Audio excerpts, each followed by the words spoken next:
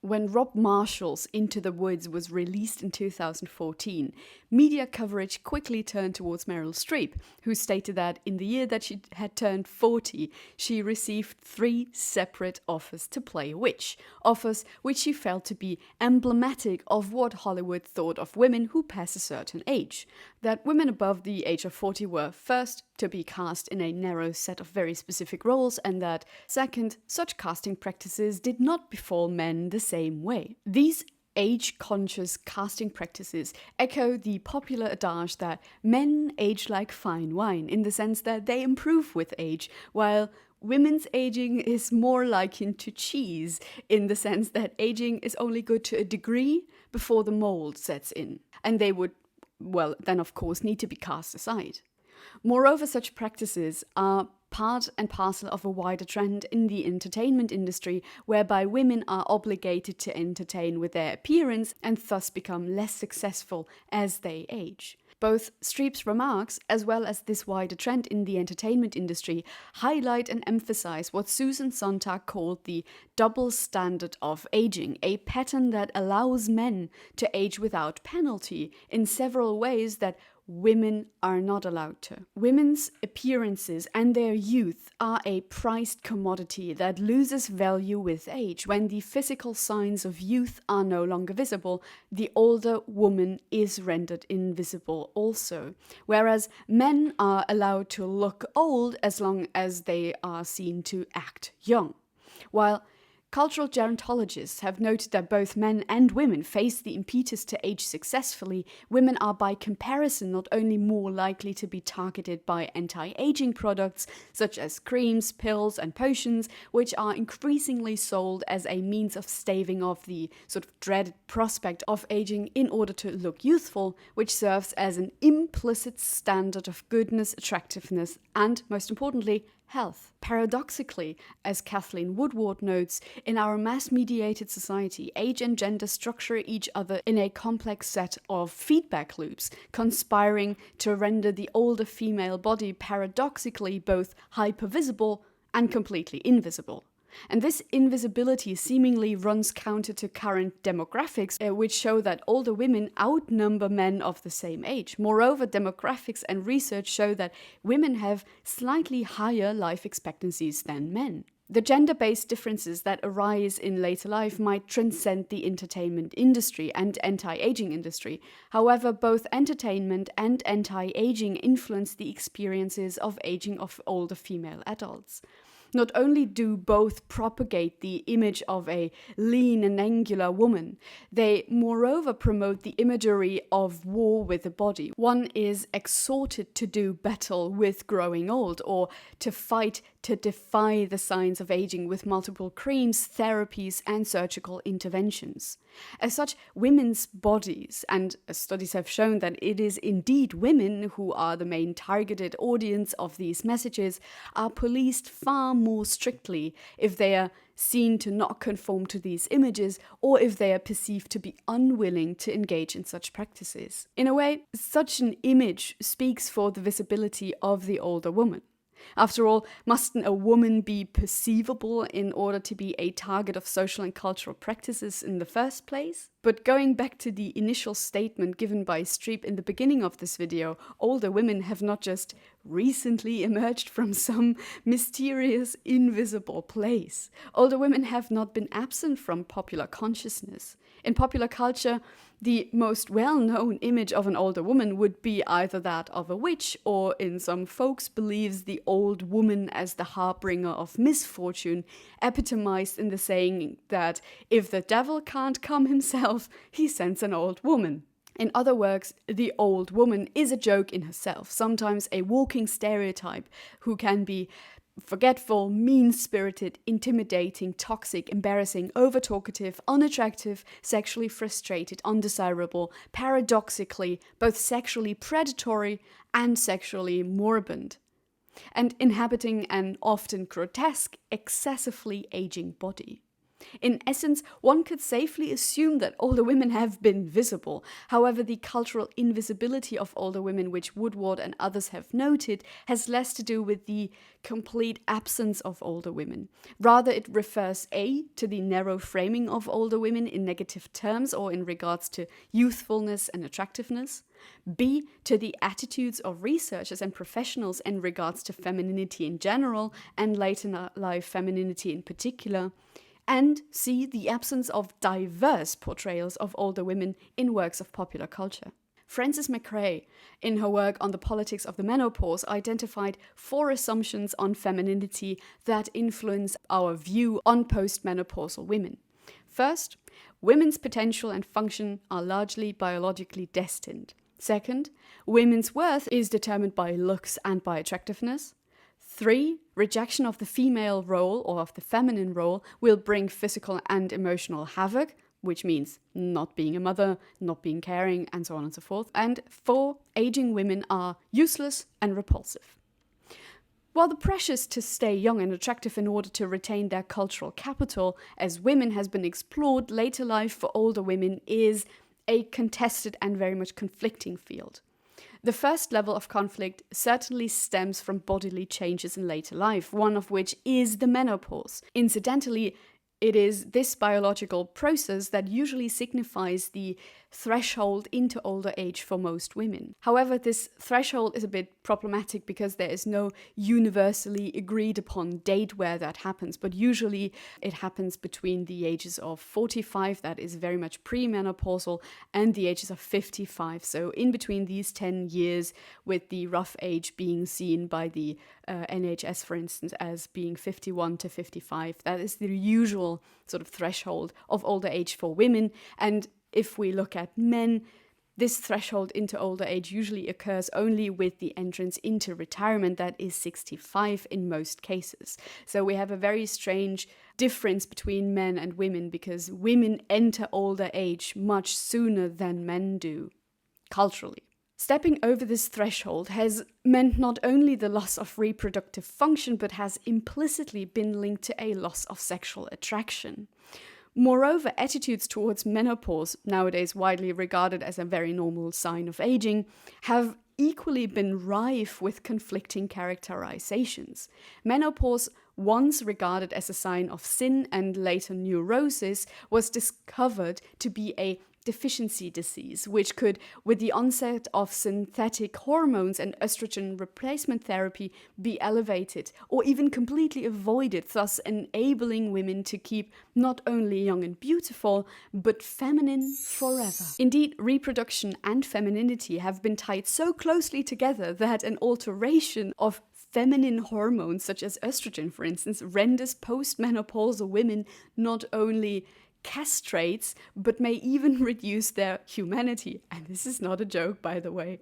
As David Roybin, who wrote Everything You Wanted to Know About Sex But Were Afraid to Ask, so provocatively states in his chapter. And he says, as estrogen is shut off, a woman comes as close as she can to being a man. Increased facial hair, deepened voice, obesity, and the decline of breasts and female genitalia all contribute to a masculine appearance. Not really a man, but no longer a functional woman. Having outlived their ovaries, they have outlived their usefulness as human beings. I'm not going to comment that. Older women are thus not only lesser, somewhat useless beings, but their very presence seemingly destabilizes binary conceptions of gender by positioning the older woman right between traditional understandings of femininity and masculinity. Yet, while the menopause might signal the end of reproductive life for women, the association that their productive lives also end causes them to sink into obscurity as older women seem off-kilter in the face of female longevity. As blatantly obvious as it sounds, older women are still women, regardless of changed or fluctuating hormone levels. Hence, Roybin's statement should be taken very, very carefully and with a lot of salt in this case. While feminist research noted that female reproduction and women's healthcare was a social problem, Feminist work on old age has nevertheless been patchy and rarely focused on the plight of older women and their social location in society. Aside from valuable contributions by Margaret Gillette, Simone de Beauvoir, Germaine Greer, and Lynn Segal, most feminist writers have explored the experiences of, for instance, sexism through the prism of younger women's experiences. Only recently has feminist writing, often writers who happen to be gerontologists or vice versa, turned towards older women and the double bias experienced by them. Although a great amount of research follows similar lines to what has been explored so far in this video, the pressures of aging successfully or the problems of framing the menopause have only been one part of constructing later life femininity. Talking about older women will eventually and maybe necessarily lead to an examination of the qualities that constitute a woman, regardless of age. Some writings and everyday language have referred to woman as a unitary entity, whose belonging to the group of women is based on a set of biologically determined and universally applicable features. However, this is problematic in multiple ways. While there are some biological prototypes against which babies are measured and eventually assigned their respective gender, this assignment is not unique because, as Fausto Sterling has argued, chromosomes, hormones, the internal sex structures, and the external genitalia all vary more than most people realize, making a definitive assignment on the basis of biologically stable features completely difficult. Moreover, human biology must always already be cultural in order for culture to have an effect on it. Thus, in order to be proclaimed female or male, the scientific knowledge that helps people to do so is not objective, but already culturally pre-signified. Therefore, one is not born a woman, but one becomes one through the act of labeling, an action that is a very much social decision. We may use scientific knowledge to help make the decision, but only our beliefs about gender, not science, can define our sex. Furthermore, our beliefs about gender affect what kind of knowledge scientists produce about sex in the first place. Such an understanding of femininity as a social construct that incorporates certain themes, qualities, temporal, spatial, and cultural dependencies, rather than femininity being some sort of innate, stable quality that is linked to biological, physical, or mental realities, emphasizes that there is no singular or unitary femininity that women continuously perform and should adhere to.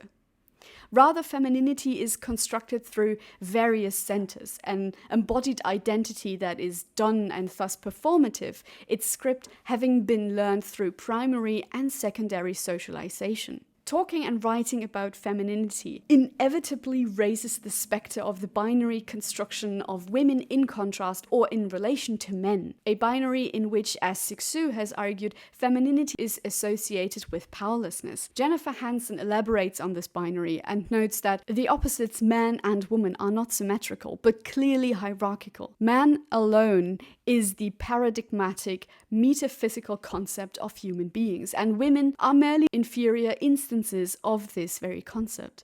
The operation of binary oppositions in culture works insidiously to shape our psyche so that we learn that man is the universal, while woman is contingent, particular, and deficient. This notion of women being less in contrast to men is not a recent development. What is notable, however, is that this contrasting of men and women has helped to establish seemingly inherently feminine characteristics and behavioral patterns that are usually attributed to occur only, or at least more often, in women than in men, such as passiveness, emotionality, sweetness, modesty, subservience, humility, being affectionate, being gentle, and so on and so forth. All in all, characteristics which are reproduced by disciplinary processes which serve to reinforce binary gender norms and compulsory sexuality.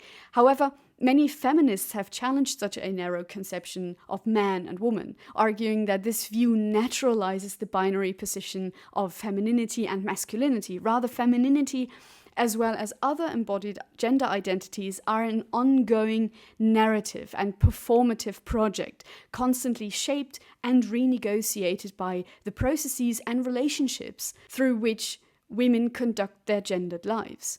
This construction of woman as other to or by the difference from men does not really vanish when women age. Rather, the disadvantages that are being accumulated in earlier life stages of the life course may be reinforced in later life and or become visible in the first place. As such, it might not be surprising to point out to the existence of the gender pay gap, even though it has been noted that this gap is slowly decreasing amongst those below the age of 50. The Office for National Statistics has also stated that the gap stagnates or does not decline as strongly amongst age cohorts of 50 to 59 and in the over 60 age cohort. Rather, the pay gap sits at 15% for those aged 60 and above, a trend that has been attributed to the tendency of women over 40 to be more likely to work in lower paid occupations and compared with younger women being less likely to work as managers, directors, or senior officials. This has had repercussions for later life in that women and men qualify differently for state pension schemes on the basis of their earnings. Pension schemes in most Western societies do, as scholars have explored, tend to be based on white, middle-class, heterosexual men's occupations and patterns of work, disregarding care arrangements, child rearing, and other forms of unpaid labor and unpaid support at home. Care work especially is a quintessentially gendered activity, with the identity of the care worker constructed around hegemonic feminine traits associated with emotion, body, and nature. As such, women may, over the course of their working career, not only earn less than men, but they may have to step outside of the realm of occupation altogether, for instance, to care for their elderly parents or partners, or due to health reasons or maternity leave. Thus, women might be unable to accumulate those 35 years of qualifying occupation or 10 qualifying years on their national insurance record. Subsequently, as pension schemes are strongly linked to work histories and women are more likely to be involved in lower paid work and domestic and childcare responsibilities, older women are often poorer due to their active participation in social reproduction as mothers, grandmothers, daughters and wives that restrict their employment and pension building. As Tony Calasanti and Neil King note, while work and subsequent retirement has been central to men's midlife and older age identities, women have been viewed through a gendered lens that depicts family as central to women, with paid work influenced by this. This results not only in the firm separation of family and work, making men often newcomers to the home come retirement, but also assumes that men would face a difficult transition, while women, if examined at all, were simply thought to be returning to their families in which their identities were obviously rooted. Hence, older women are other women. Not only do they experience devaluation in economic terms, in that care or domestic work is devalued by being underfunded or underpaid, their bodies are moreover heavily policed or erased in visual culture, in which women are valued for fertility and beauty, and which simultaneously fears aging, thus making the aging woman a target of pity and ridicule, portrayed as lonely, sick, frail, and unhappy. And yet, age also offers alternative femininities and different strategies to resist narrow understandings of later life femininity. As some respondents in Samantha Holland's work on alternative femininities state, as you get older, it may be more acceptable to let yourself go, whereas if you're a certain age, you may be expected to care about your appearance.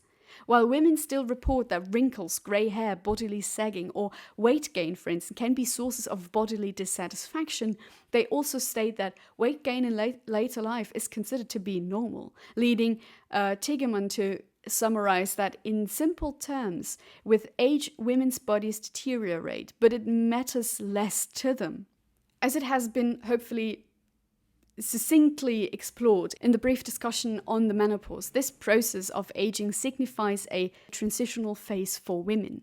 Although Reuben's quote has painted a rather, problematic and negative picture of the menopause, the implicit notion that older women are somewhat able to transcend traditional concepts of femininity is nonetheless fruitful. Old age liberates older women from heterosexual constraints, the necessity to look a certain way, and traditional social roles, such as housewife and mother, and it allows them to be unruly because they are subject to fewer social expectations. Older women are thus able to turn into what Brecht has called unwürdige Greisin, a woman who refuses to spend her later years pandering to the whims of her family, and instead she drinks, she goes out to eat in restaurants or watch movies, and even attends other social engagements. In short, this unruly woman lives an autonomous life because older age has freed her from the constraints of her earlier life. By refusing to conform to the social category ascribed to them, for instance by dressing differently, behaving badly, or by rejecting heterosexual monogamous companionship in favor of singledom and the formation of strong female support networks, older women may be able to disrupt these sometimes discriminatory ways in which they are treated. However, while forms of resistance for older women have been explored, new scripts for older women are somewhat still scarce. Rather, images of older women still tend to collapse into few, reductive, and narrowly framed types, providing little guidance to break through the cocoon of our illusory youth and risk a new stage in life, where there are no prescribed role models to follow, no guideposts, no rigid rules or visible rewards, to step out into the true existential unknown of these new years of life now open to them.